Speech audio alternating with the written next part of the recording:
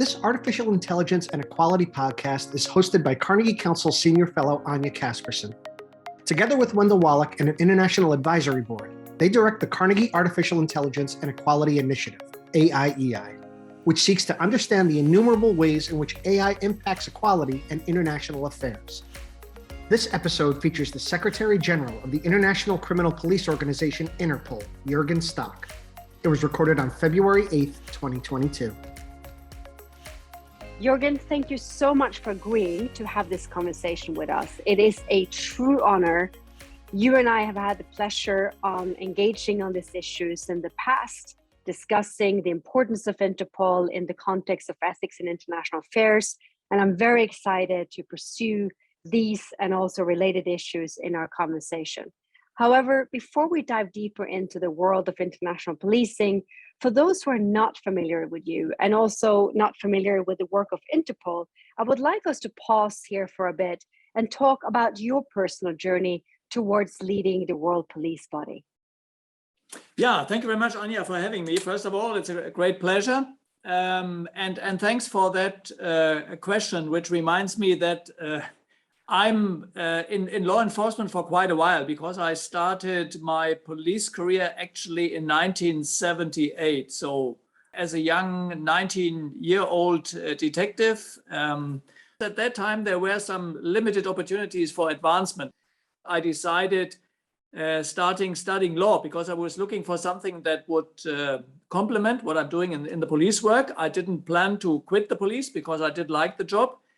And so I decided to study law in part-time, so which has meant at that time in the morning I went to the university sitting in a lecture, and later in the afternoon I started my job as a police officer. At that time I was working in a drug unit, so it was very much working in late hours, in the late afternoon, in the evening, during night.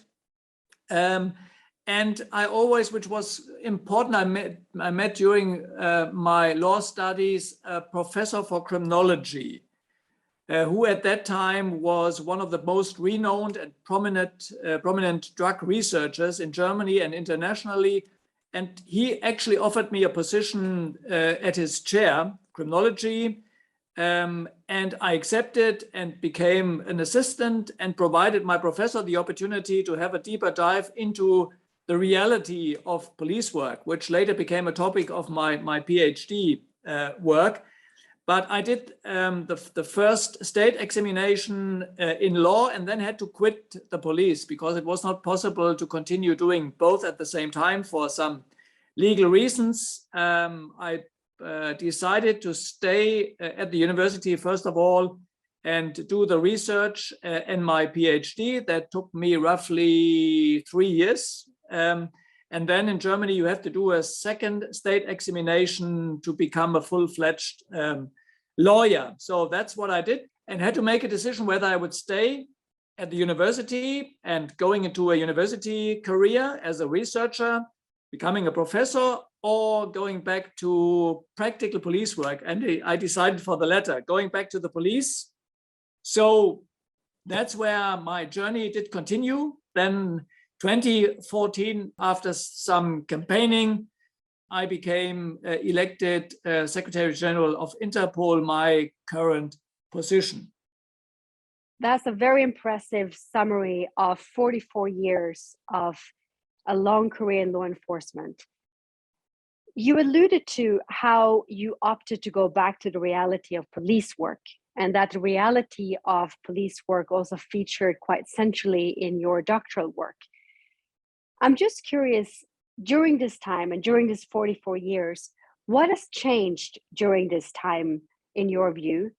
And throughout these 44 years, how have you been able to retain that passion that initially led you to seeking out a career in law enforcement?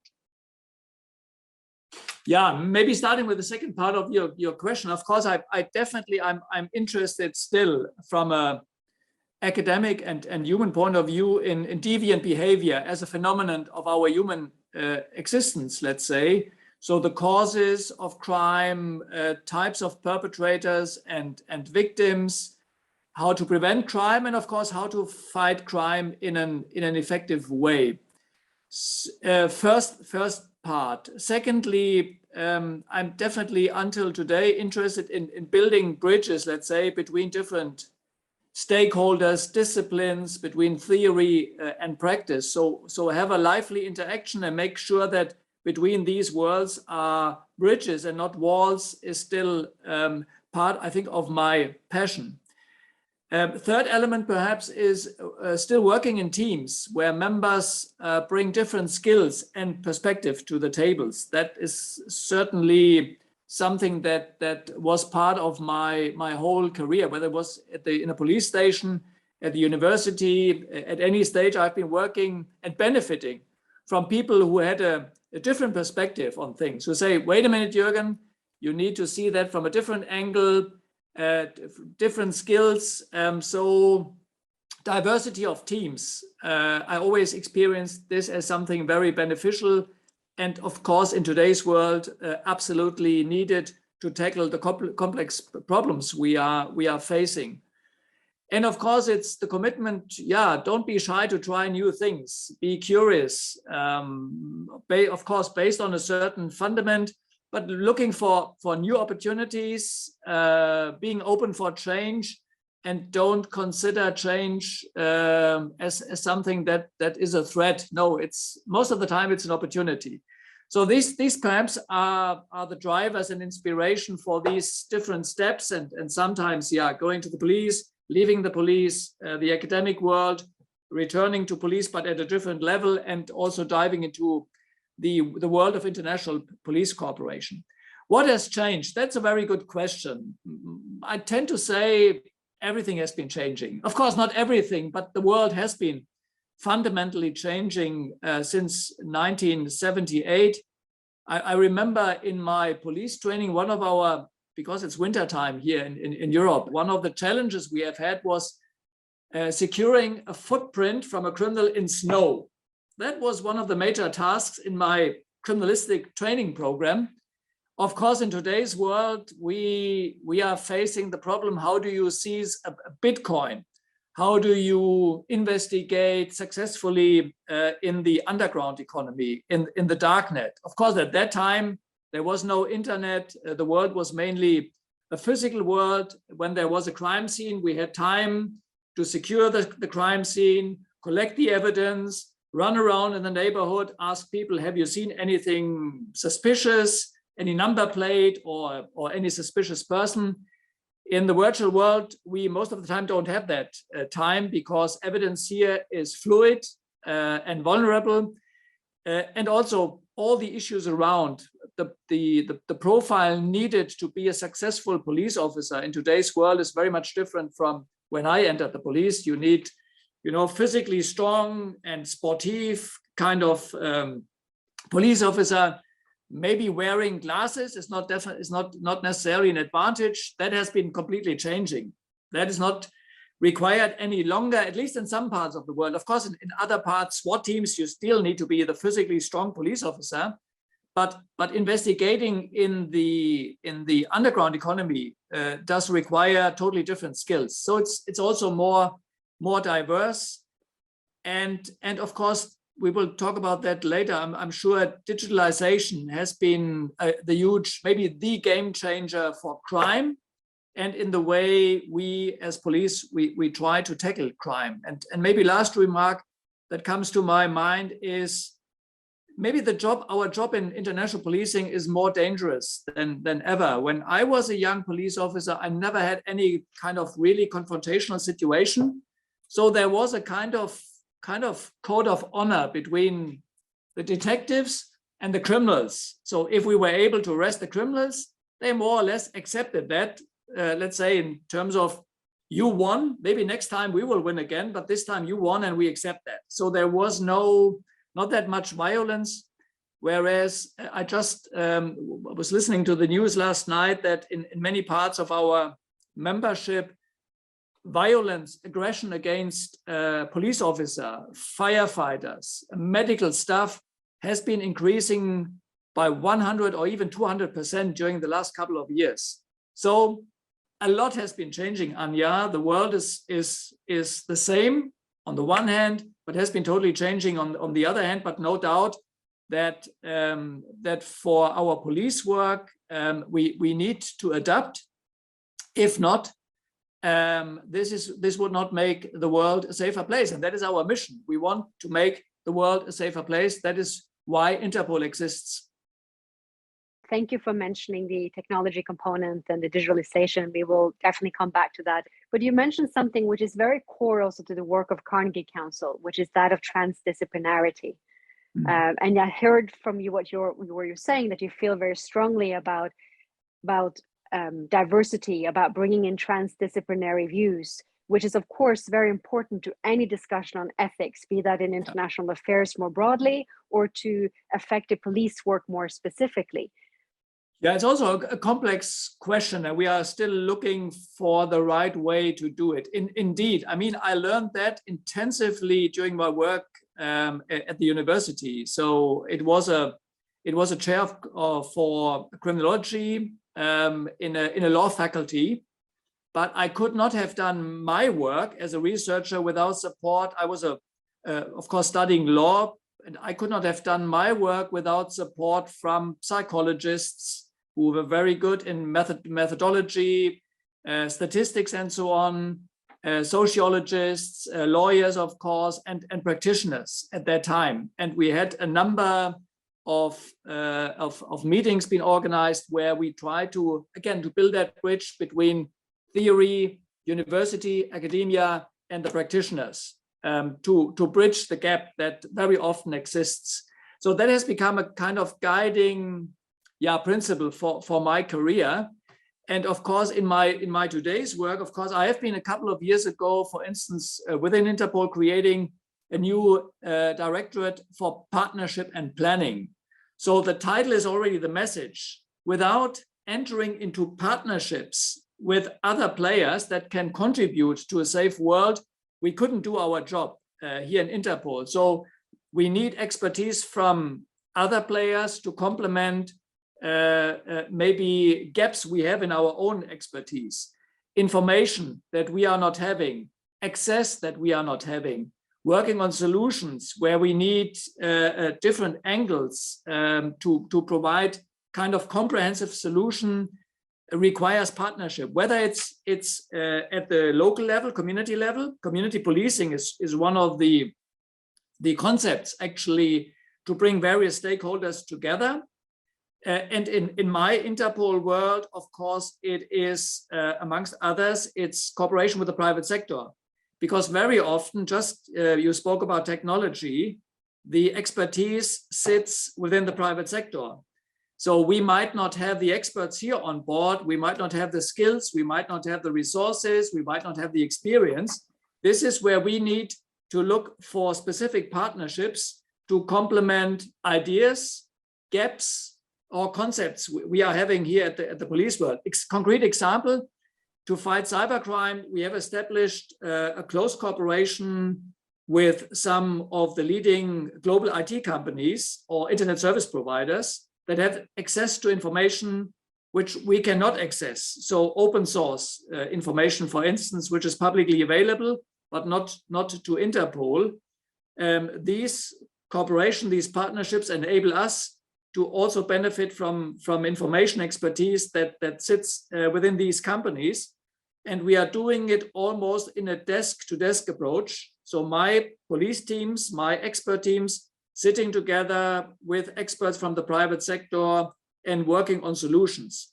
Exchanging personal-related information is a different story. I'm not talking about that. But let's say working on concepts, on threats, on solutions, that is something in all crime areas, whether it's financial crime, cybercrime, organized crime, terrorism. We couldn't do our job without partnerships. The next stage, I think, between doing it occasionally is thinking about doing it in a more institutionalized framework. And institutionalized means not only, attending the same conference and saying, oh, nice to meet you, let's do something together. But thinking about an organizational and a proper legal framework to do our work jointly, because we all have a role to play and we can only do a little without having strong partnerships. And yeah, private sector is becoming more and more important for our daily work. So Jürgen, we all watch our fair share of Hollywood blockbusters featuring Interpol in various roles, often with massive operational capabilities at their disposal, wide mandates and red notices. And I'm wondering whether maybe you can bust a few myths in this conversation, but also take this as an opportunity to elaborate to all of our listeners what really Interpol is all about. And are these Hollywood blockbusters a fair representation of your work?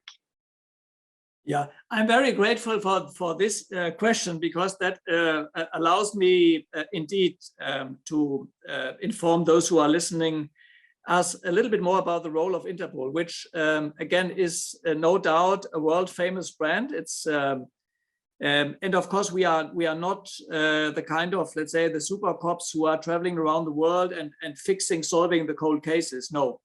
We are a kind of service provider since 1923. It's quite an old organization that was built to support member countries' police services in catching criminals who are not accepting borders any longer for their criminal purposes. So we are a service provider first and foremost in regards to information. Information is the key asset for detective work. So that has not been changing since 1978 when I started my career. Information is still the major resource. Without information, you are not aware that a crime has taken place, and you are not solving a crime if you are not having the right information at the right time in the hands of the right police officer. So this is more the specific explanation. The UN Security Council described that as Interpol, the unique global hub for the sharing of police-related information. That is the kind of political description of the role of Interpol. So that means we are a platform for police cooperation, a global platform. We are bringing the police services of 195 member countries to the desk. We are doing everything to support the exchange of information, actionable police information, in a proper legal framework, including data protection and taking privacy into very serious consideration. So data management, analysis, running a communication network that connects all these 195 police services around the world is, let's say, the center of Interpol's existence. We are running 19 global databases that contain some 120 million records. And just to give you an idea, in last year we had more than 4 billion searches into these databases and over 1.3 million hits that were conducted. So that indicates the operational relevance. It's about, of course, fugitives. It's about stolen, lost and travel documents. It's about stolen motor vehicles. But it's also about biometric information, DNA, fingerprints, I would say the good old fingerprint, and facial recognition to help our member countries in identifying criminals and terrorists.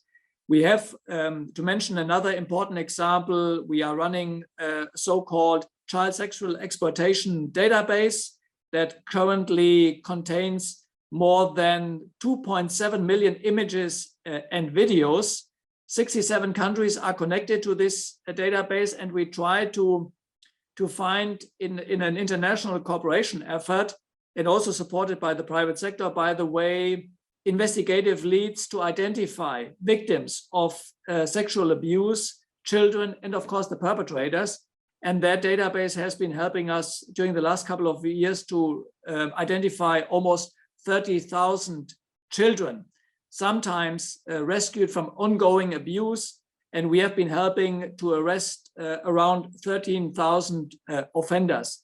Many of our law enforcement agencies are asking Interpol for support in training their police officers, tackling the types of crime like terrorism, organized crime in all its manifestations, and cybercrime, and building the capacity in our member countries to enable the police organizations to be a strong part of our global network.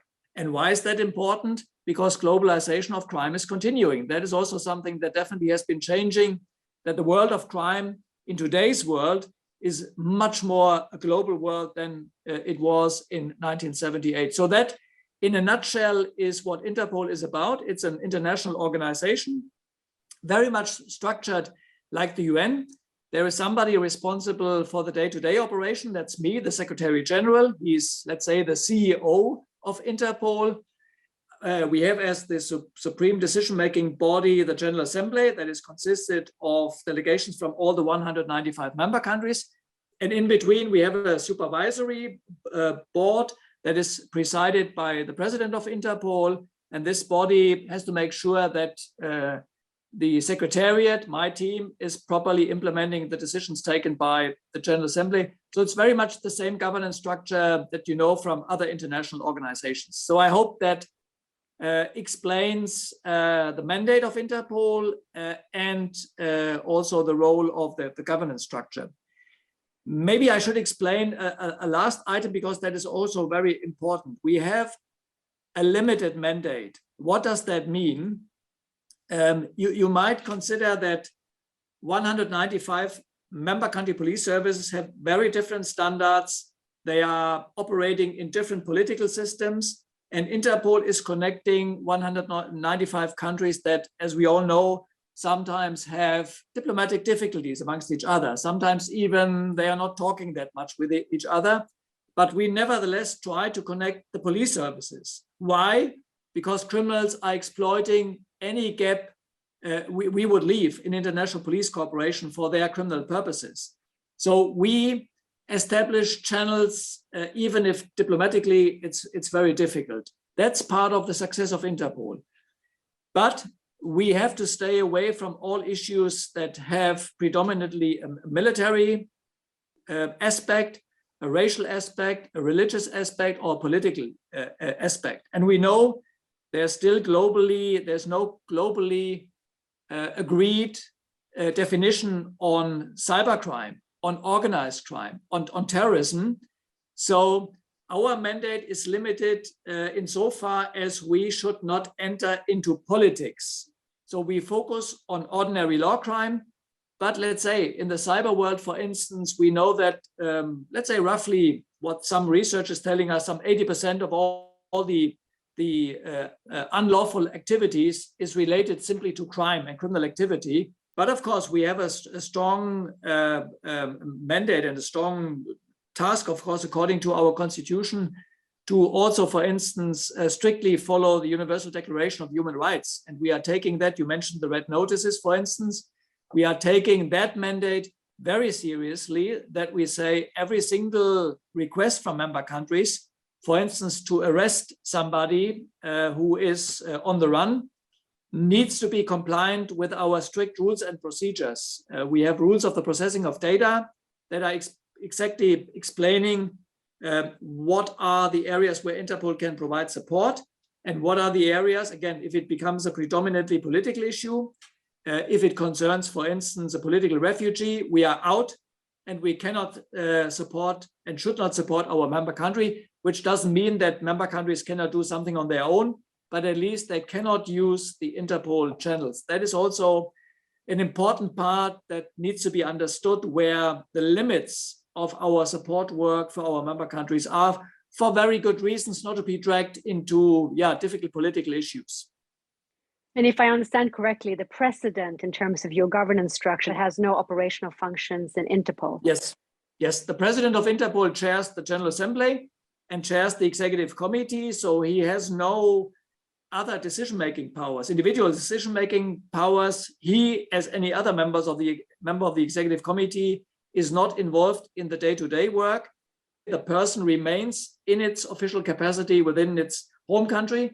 And the Secretary General, of course, he is independent, and his job is to run the day-to-day operations of Interpol. So Jürgen, you have posited that no country can address the security challenges of today and tomorrow alone. Can you elaborate on this for our listeners, and the importance of global police work, especially as those seeking to evade justice increasingly hide behind screens or operate on the darknet, as you were alluding to, whereas you were trying to find a footprint in the snow, you're now trying to find a footprint among bits and bytes and activities online. It's a very important question and a very good question because, again, as I said, that trend definitely is continuing, which is the globalization of crime. So what do I mean? We have seen that during the last couple of years in international terrorism, the so-called foreign terrorist fighters that went into the conflict zones in Syria, Iraq from almost all over the world. So a dynamics within terrorism that we perhaps have never seen before in all these manifestations. Today, the so-called Islamic State, of course, defeated physically in Syria, in Iraq, but let's say the philosophy is still there, and we still see the threat kind of growing in some parts of the world, like in Africa, in some parts of Asia. So it's not over yet, and it's extremely international in terms of the scale. Organized crime, we are talking about, let's say, globally operating criminal enterprises. One example where we are running a successful project currently with a strong support from Italy is 'Ndrangheta, one of the most dangerous criminal groups in the world, a long history, not only in Italy, but now over the decades being present in more than 30 countries around the world. And of course, at the end of the day, cybercrime, which of course is borderless by nature. You can sit at home on your sofa and you can attack any critical infrastructure on another continent. That's what we are seeing on the daily basis. So more than ever, are criminals transcending borders. And the criminals are sitting in one continent, the victims on another continent, and the proceeds of crime are on the next continent. So that is the challenge of international law enforcement, because to prevent, to detect, and to solve crime, to investigate crime, you need information. Information that very often, again, sits outside of your own borders, outside of your jurisdictions. That's what I mean by saying no country can fight that in isolation. You cannot just say, okay, I sit here, I wait which kind of threats are crossing my borders, and then I start acting. That would not help in protecting the citizens of your country. So we need to connect these dots. That is extremely important. We need to exchange information to tackle the root causes of crime, or where a certain threat has been starting. We need to investigate the criminals wherever they are or hiding. And we want also to get the proceeds of crime. We are going after the money, which in today's world, with a click of a mouse, can be moved from one country to the next country. So this is that we're saying every gap we would leave in international police cooperation would be exploited by criminals. And that's the reality we see. And this is why we are saying we need to connect all our 195 member countries properly, making Interpol more important than ever.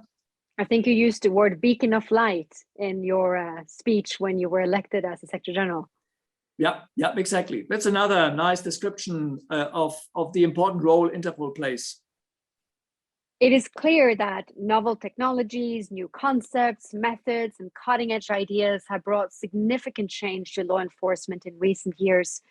And while being the Secretary General of Interpol, you have invested heavily in innovation and have personally pioneered creative ideas, including setting up a Interpol Innovation Center in Singapore. In your view, what are the top innovations shaping the future of law enforcement? Yeah, again, a very good question. I would say innovation, of course, is not just about technology. Of course, we are focusing very much on technology today.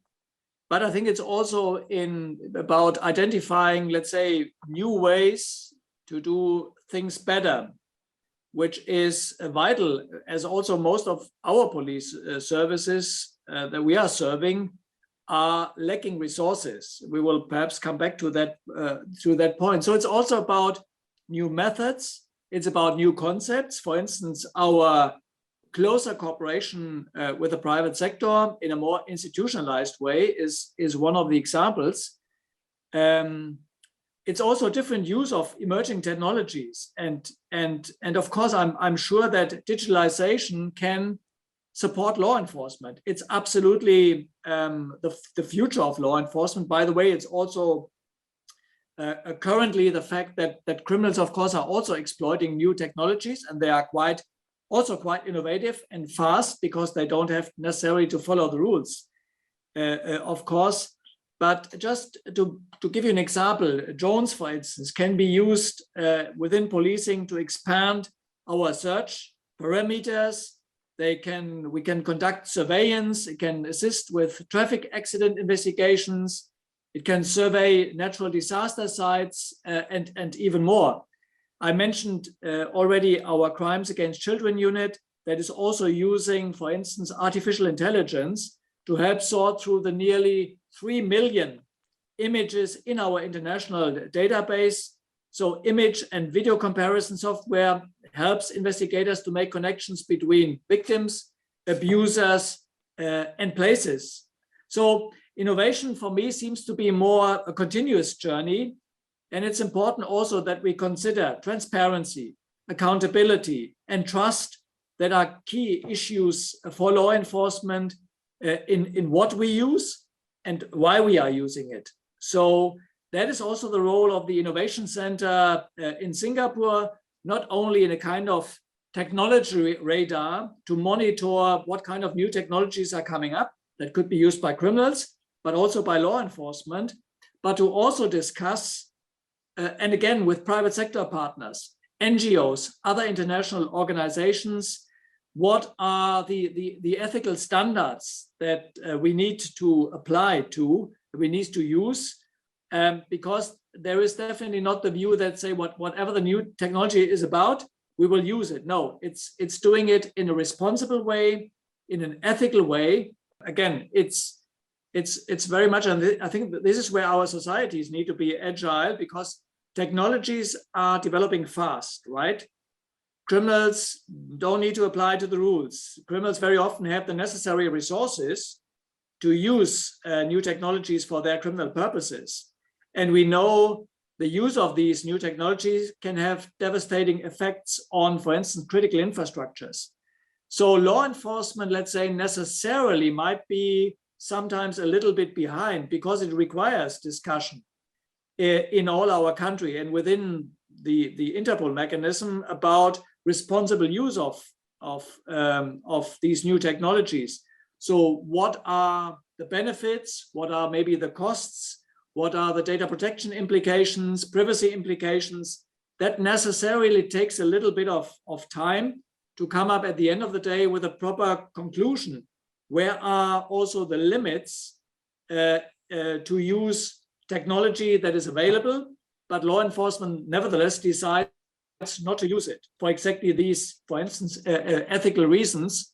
And this is also part of what we are doing. The platform we are providing is very much discussing these elements with our membership. So we have been, for instance, doing a joint project with UNICRI, the United Nations Research Institute, on responsible use of artificial intelligence and facial recognition within policing. So that is just one example that we try to see new technologies in a comprehensive way, not just purely the view, how can that help law enforcement? And there are great options, no doubt about that. But where do we have to be careful? How do we need to take data protection considerations into our concepts and our plannings? And that necessarily takes sometimes a little bit of time, but is also providing guidance to our membership. In this example with UNICRI, for instance, we have been developing a specific concrete toolkit that can be used by our member countries to make their own assessment on the use of new technologies. In this example, artificial intelligence and facial recognition. And of course, with any of these technologies, it's an ongoing process because it evolves so fast and the applications constantly evolve as well. Yeah. So this is why I say innovation for me is more, let's say, it's more a long-term process that is continuously going on.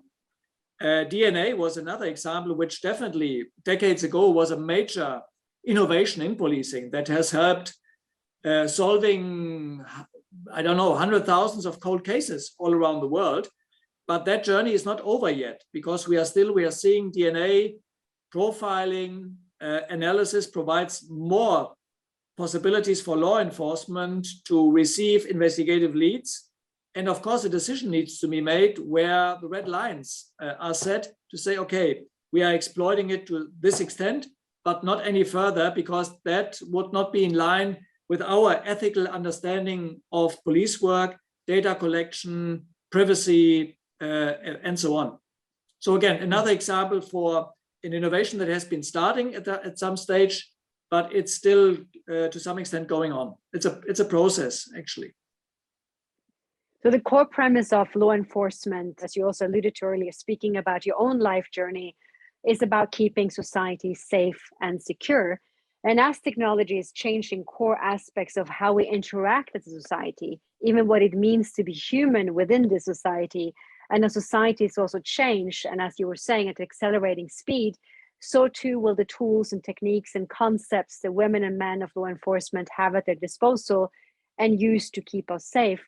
In your personal view, is law enforcement keeping up with the changes technologies bring about? I think in a state under the rule of law, it's to some extent quite normal that police is lagging a little bit behind if it comes to the use of modern technology. Again, it requires discussion. It requires also the lawmakers to discuss issues, also to provide the legal basis for any police action. We have that discussion currently also around encryption, which has made definitely police work more difficult. When I was a young police officer, of course, with a court order, we were able to survey, to intercept telephone communication. Today, with end-to-end encryption, this is almost impossible to do for law enforcement.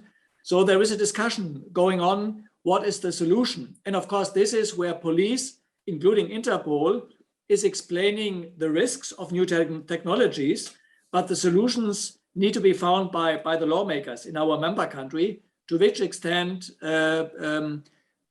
police is provided with solutions, because we need to, of course, have the laws and the tools to tackle those types of crime that are putting harm to all our societies. So it necessarily takes a little time. On the other hand, again, it's not just about technology. I think it's also about the combination between tech and the human, let's say, brain and experience. So in our internal discussions, when we are discussing the use of artificial intelligence within Interpol, I always say it's not just an issue of buying a software, a computer. It's having the expert system and the expert behind the system. Because I think at the end of the day, what we need is the experience of a police officer, an experienced police officer. What we need is, again, these discussions with our partners as a basis for police action, whether it's on a strategic level or on a more operational level. So the combination between expert system, technique, and the expert who is running the machine, if I may say, in a simple description, I think this is what matters, and this is what we currently try to determine in all parts of our activities. How do we establish that proper combination between, let's say, the machine, the software, the computer on the one hand, but at the end, there is a police officer who is having everything under control and takes the decision at the end of the day, based also on his or her experience. Jürgen, I've heard you say that information is the lifeblood of law enforcement, and you have alluded to as much in your earlier remarks. And on your website, on the Interpol website, it says, data is at the heart of international policing. Can you elaborate on what you mean by this, and perhaps also share some further reflections around the ethics of use of data in law enforcement, especially in cases where the data might fall in the wrong hands, or even in hands that are not prepared for or trained to manage these data securely or with the necessary integrity and knowledge required? Yeah, I mean, good point, important point. As I said earlier, again, information is the key resource of any police work. To be aware that crime occurs, and we have seen that very recently in some very successful international operations that allowed us to have a deep dive into the reality of organized crime, how important it is to gather the right information and to get really the bigger picture. Absolutely crucial. Second point, of course, availability of information today might not be any longer the big problem. The problem we are having very often is the so-called big data. So you do a search of a house, and when I was a young police officer, it was mainly paper. That was the evidence. So you collected paper and you did read the paper. And today, of course, we have computers, and we know the capacity of our mobile phones, for instance. We know what that means in terms of evidence collection. Open source information in today's world, of course, available also to law enforcement. So that the challenge for us in today's world is, how do we find the needle in the haystack, if I may say? So how do we find in a treasure trove of information that is not relevant to police, those few pieces that are connecting the dots and helping us successfully investigating a crime? And of course, this is something where technology is absolutely crucial. Artificial intelligence, smart software to help law enforcement finding the right pieces of information. So the needle in the haystack. And of course, we have to protect that information. We need to do that work based on a proper legal framework. And we have to protect our systems, because also a police organization can be attacked remotely in today's world. One part.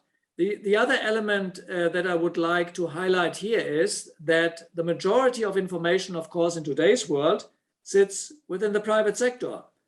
So private companies, internet service providers, they are having the data available, actually, which also law enforcement needs for its work. And of course, we have seen so many cases where companies have been successfully attacked by cyber criminals, and 100 millions or billions of data were stolen. That is still part of the reality in the cyber domain, actually. So again, also the reason why Interpol, myself, we have been repeatedly during the last couple of years insisting and warning, we need to invest more in cybersecurity. The business, the company, the private sector needs to invest in IT security. IT security is a topic for the C-suites, and so not only for any IT officer within an organization, but for the CEO of a company and for the board, because it's absolutely crucial that we protect our data. So we have a role to play. Private sector has a role to play. And of course, we also, to some extent, need access to information that in today's world, more than ever, sits within the private sector. And that is, again, something where also Interpol is explaining to lawmakers where the problems are currently. And we are inviting the lawmakers to consider solutions, because, again, information is key. And if we do not have access to certain information, we cannot prevent crime from happening or investigating successfully the crime. And of course, we all have the responsibility to properly invest in IT security, and hopefully, let's say, modern technology, including artificial intelligence, will also enable us to protect the data we are having. And again, Interpol is taking that role very seriously. We are investing a lot in protecting the data that the member countries have been entrusted to our databases and our analytical files. Thank you for those clarifications, Jürgen, and sharing these insights from your day-to-day work in Interpol. You mentioned artificial intelligence and machine learning, both of which provides obvious advantages for any law enforcement agency to ensure timely, cost-effective, and actionable intelligence to find what you refer to as a needle in the haystack. AI and machine learning can also be used to detect correlations, including connections, patterns, and trends, and can and is being used not just to support just the data part of gathering intelligence, but also other police technologies, including facial recognition, biometric operations, both of which you mentioned.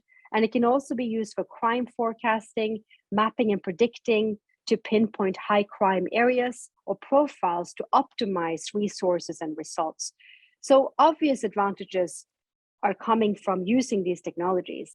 However, for anyone who's been on the inside of AI research for a while, which is obviously a strong focus of the work of the Carnegie Council in this domain, it is important to remember that AI and machine learning only provides correlations in its current state, not causation and certainly not consequences. And to ensure that that intelligence that you're relating to is both trustworthy and actionable, there needs to be serious and sustained investment in the human aspect of data gathering, in the humans gathering the data and their abilities to actually interpret and engage with the data. How is this done in law enforcement in general? And how is Interpol approaching this topic and these dilemmas? I mean, how can we make sure that AI is being embedded, given its maturity at this stage, in the best and most responsible ways in law enforcement?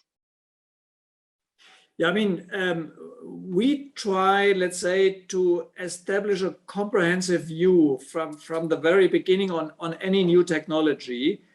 So, for instance, the technology radar that I already mentioned is for us the starting point, where we try, in cooperation also with private sector, to monitor any new development, so that law enforcement in an ideal world, and also our lawmakers, by the way, would be prepared, saying there is a new technology coming up that could be used potentially by criminals, and it could have devastating effects if we are not taking any preventive action fast enough, let's say.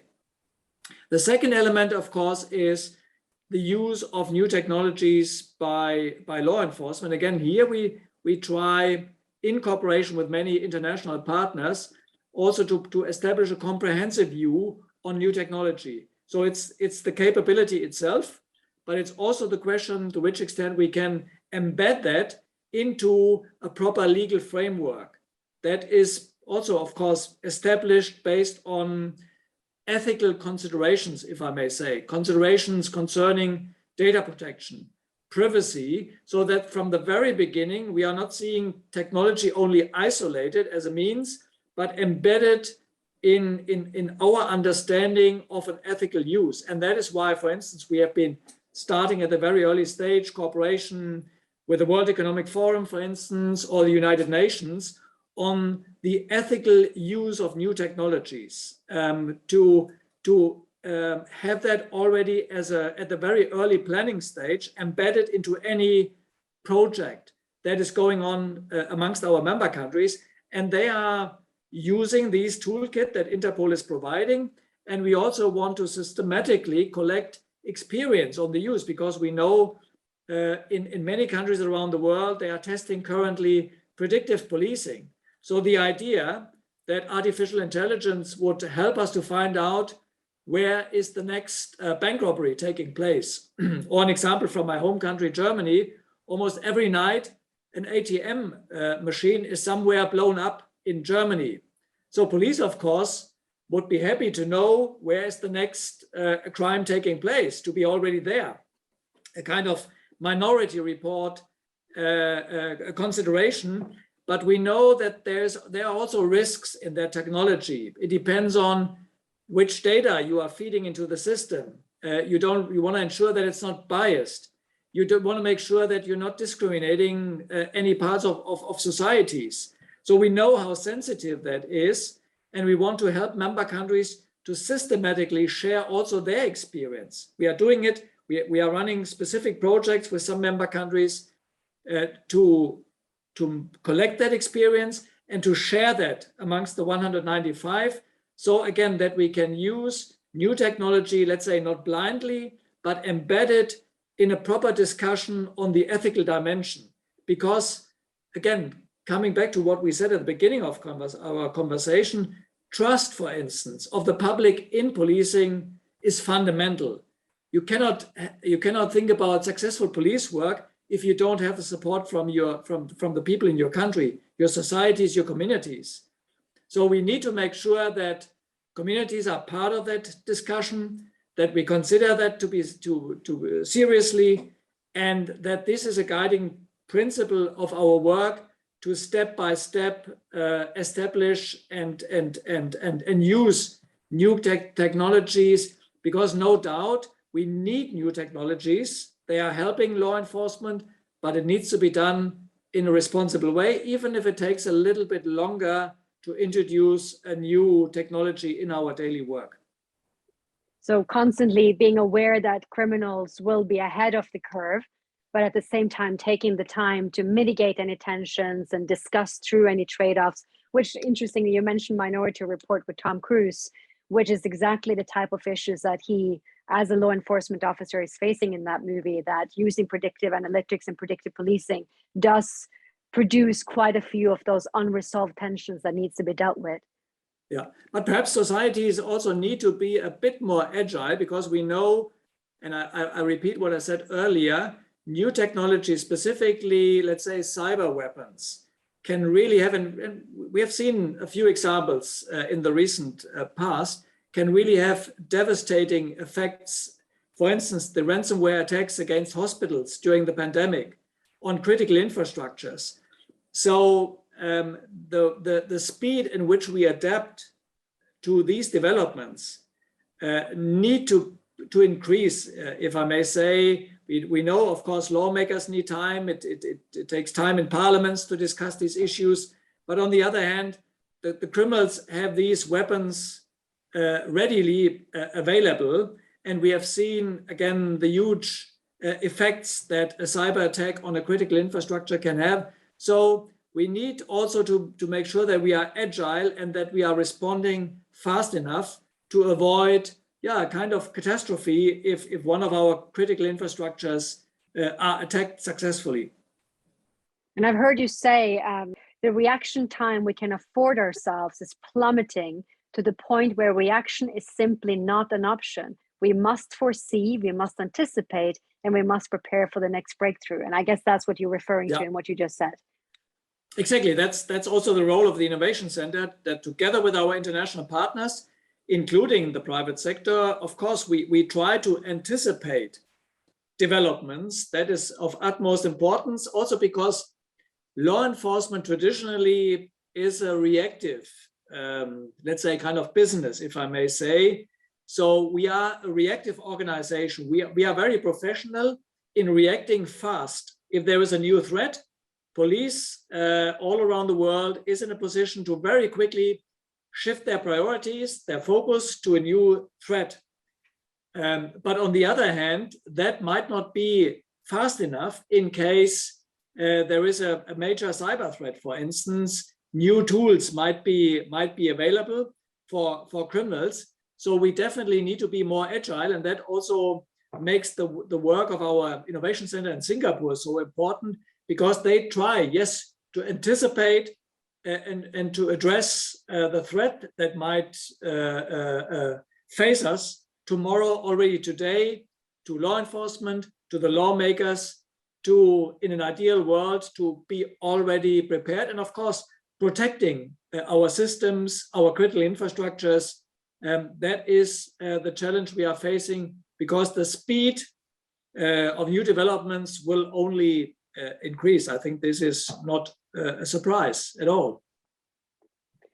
You mentioned cyber a few times already, and I've noticed that you have called for police agencies all over the world to form a global coalition with private actor partners to agree on a universal strategy to prevent what you have coined as a potential ransomware pandemic that has not only accelerated, but also mutated during and in the margins of the COVID-19 pandemic.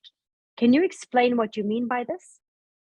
Yeah, I mean, it was a kind of dynamics which I have never seen in my long career, that criminals are exploiting a new vulnerability, the consequence of COVID-19 so quickly, and let's say shifting their resources to the new phenomena and the new vulnerabilities in our society. So what do I mean?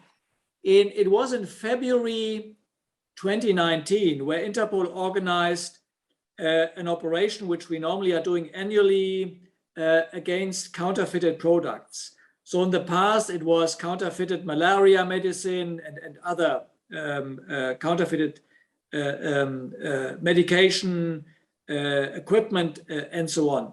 So February 2019, we conducted that operation. 90 member countries were involved. And what we could already see at the very early stages of the pandemic, that criminals were shifting to protective material in regards to COVID-19. Any counterfeited so-called medicine, sanitary products, disinfectants, masks, and so on. So at a very early stage of the pandemic, the criminals had already realized what is going on and how can we exploit the situation. And of course, at a very early stage, we said as soon as a vaccine will be available, we will see criminals quickly shifting and bringing counterfeited vaccines to the markets. And exactly that happened, together with all the scams we have seen, personal protective equipment and material, the ransomware attacks on hospitals, we already discussed that, counterfeited or fake websites, and so on and so on. So that was the reason why I said it's a kind of parallel pandemic of COVID-19 related crime that is currently going on and has not been stopping until now. And just another example how dynamic the criminal world is, how quickly traditional organized crime groups, for instance, are shifting their focus if there is a new opportunity coming up. And that also needs to be reflected in our work, that we are quickly adapting our resources to tackle these kind of new phenomena, or let's say the new modus operandi that in today's world we are facing. That was something, again, which I have never seen in my long career. On your caution that we are facing a ransomware pandemic, Jürgen, we all seen in the news that the pace and scale of these ransomware attacks have grown. Do you see a particular cause for this, and where are we heading? I mean, it's simply because it's highly profitable. So it's very profitable and it's low risk. Of course, this is because it's borderless crime, again, by nature. It's also because maybe in the past we have not been investing, and we means everybody actually, we have not been investing enough in IT security. And it starts with our private behavior, using, let's say, the PIN codes that are not, easily to be detected, like 1, 2, 3, 4, 5, or your date of birth. So using all the instruments that are available to, at least at a basic level, to protect the systems we are using. Within the private sector, companies that so far not always, to be careful, not always have been properly protecting their crown jewels, that has been providing unprecedented opportunities for criminals to attack the systems.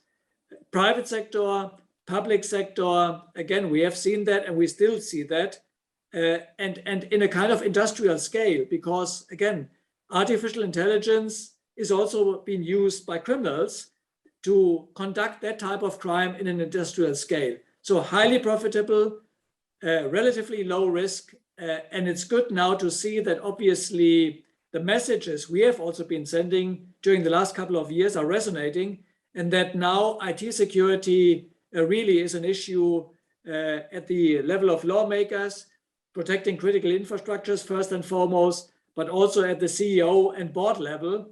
I see now a much higher level of awareness, and that is absolutely needed, because cybercrime, from my point of view, will be the main challenge for all of us in the years to come, perhaps more than terrorism or, let's say, traditional forms of organized crime, because of the huge opportunities criminals are having in investing and conducting these types of crime.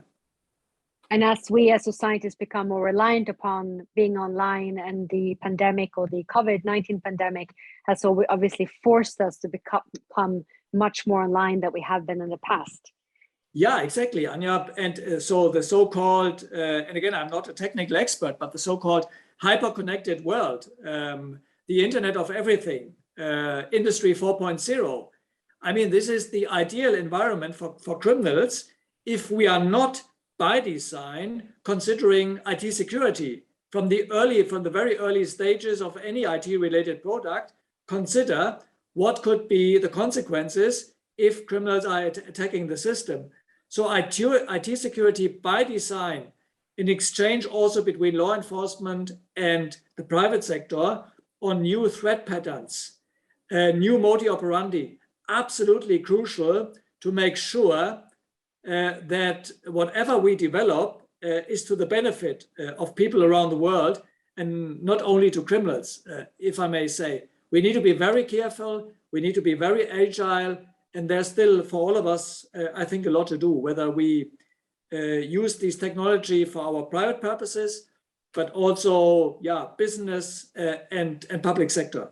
And first and foremost, our critical infrastructures, electricity, water supply, the health system. We have seen that in some countries, almost the whole health system has been stopped by a ransomware attack. So I think this is more than alarming, and indicates how important it is that we invest in IT security in terms of resources, awareness, and using new IT tools to protect our systems. It is clear from what you've said, Jürgen, and shared with our listeners, that with innovation comes also great responsibility and also new capabilities. And technologies with deep and profound impact on the future of law enforcement will continue to evolve, which leads me to the issue of leadership. How do we invest in getting the right leaders at all levels to stay well informed and ready to both question and engage with and assess the impact of these technologies, but also wrangle with any and all ethical considerations that impact on their leadership and the requirements of being a good leader in this domain? We are providing in Interpol, again, also leadership programs to our membership. And that starts also with chiefs of police, where we are discussing not only, let's say, our strategic direction, operational leads, but we are also discussing, for instance, the use of new technologies within Interpol. Because we are currently also introducing a lot of new means and a new methodology. We try to strengthen our analytical capabilities.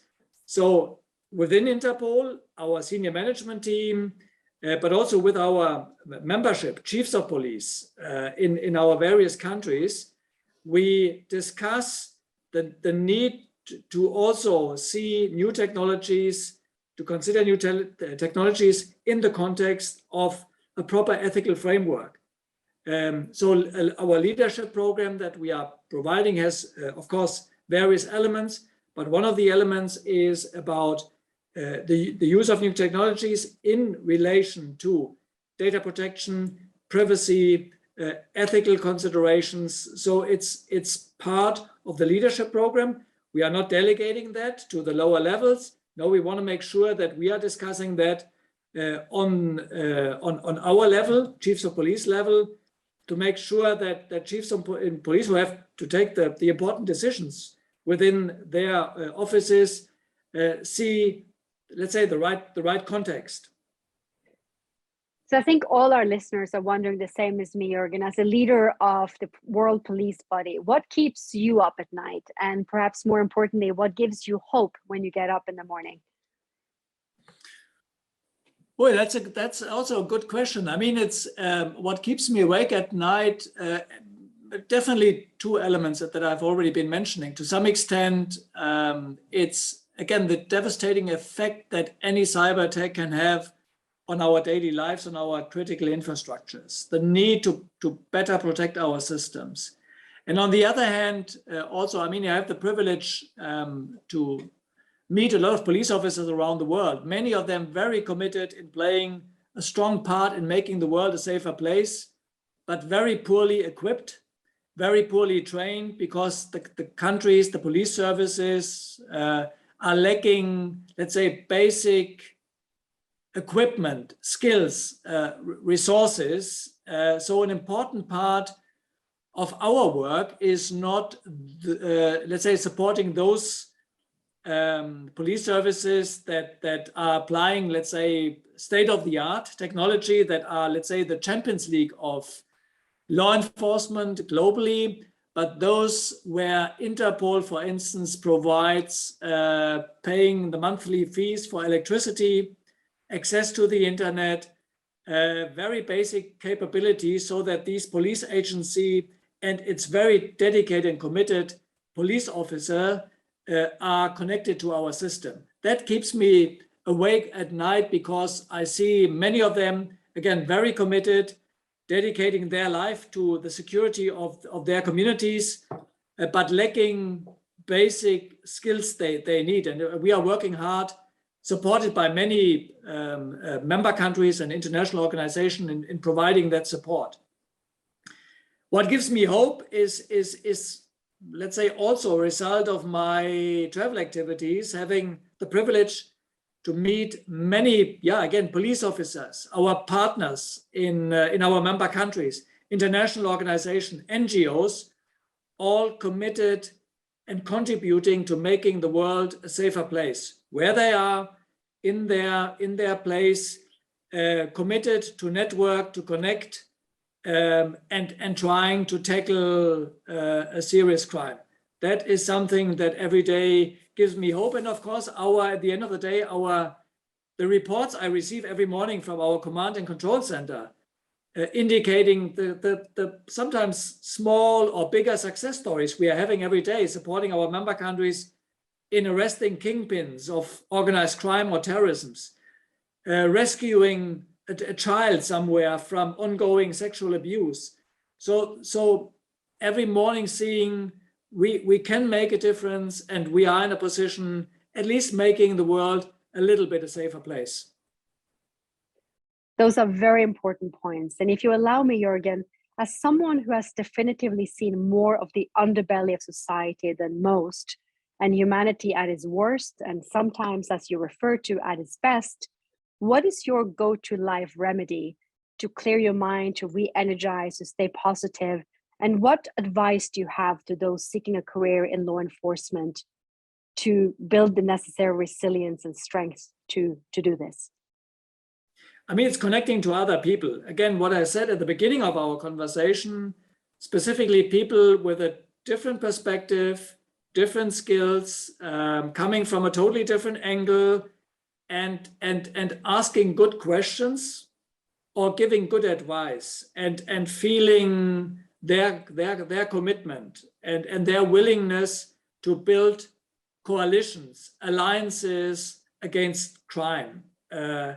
So what I mean is people in international organizations, in the various functions in our member countries, NGOs, politicians, people on the street. Sometimes if I have a privilege to address a community, the feedback I receive, and of course, on the other hand, I think for all of us, family, friends, and for me, a little bit of sport is recharging the batteries.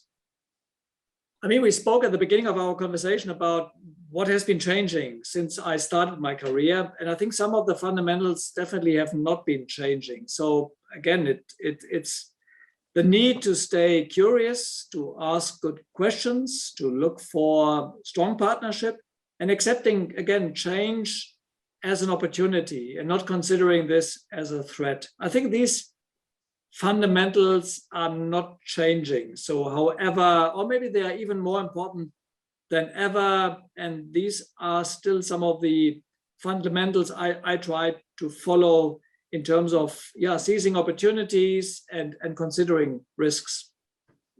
So remaining curious, inquisitive, and ask good questions. Indeed, and making sure that I'm addressed with good questions, that I'm challenged in my thinking, in my day-to-day work, in my approach, trying to make the world a safer place. I think this ability to see things from a different angle, I think this is of utmost importance in today's complex world, to make sure we have an overview, we take the right decisions, we are connecting to the right partners. From my point of view, absolutely fundamental. Thank you so much, Jürgen, for sharing your time, your story, and deep expertise. This has been truly a wondrous conversation, so many insights. Thank you to all of our listeners for tuning in, and a special thanks to the team at the Carnegie Council for hosting and producing this podcast. For the latest content on ethics and international affairs, be sure to follow us on social media at Carnegie Council. My name is Anja Kaspersen, and I hope we earned the privilege of your time. Thank you.